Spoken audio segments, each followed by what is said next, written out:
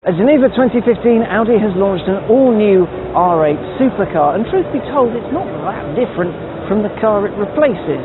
The vents on the front are now vertical rather than horizontal, the side blade has gone missing, and the exhausts are rectangular rather than circular. The interior has been given a fair old spruce as well, taking some pretty awesome inspiration from the incredible TT sports car.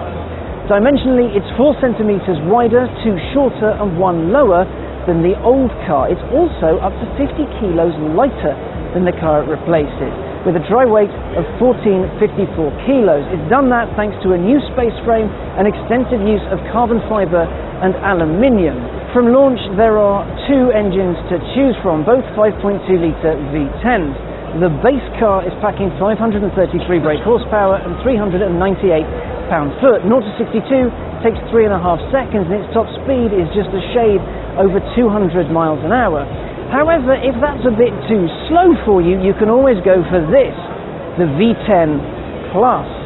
It's packing 602 brake horsepower and 413 pound-foot. 0 to 62 takes 3.2 seconds. It'll do 0 to 124 in just under 10, and its top speed is 205 miles an hour. Pretty impressive stuff, and all of that power goes through a dual clutch flappy paddle gearbox. No manuals confirmed for now, neither is a smaller engine V8 or anything like that. They will be doing a limited run of an all-electric e-tron as well.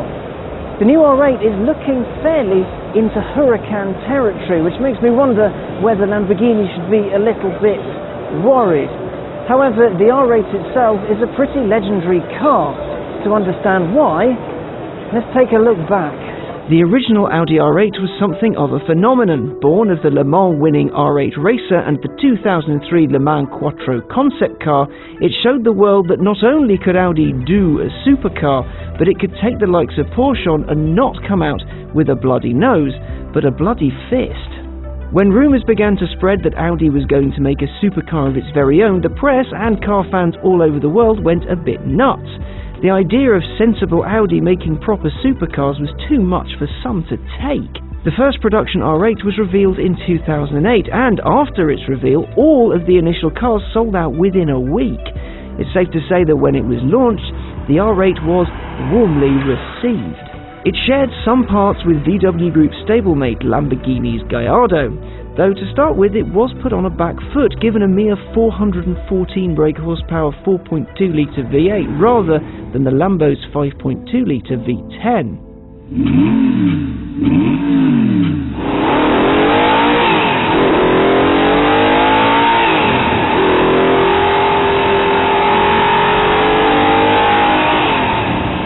The V8 was good, great even, but later down the line, that V10 appeared, as did a convertible. As you'd expect, there was a facelift, a minor power hike and tweak here and there, and a number of special editions. It was, to put it politely, proper. We drove a couple over the years, a V8 and a V10 Plus, and loved them both. They were comfortable, very fast, and surprisingly practical. The Mark I R8 was a supercar that had been designed by people who knew about making normal cars.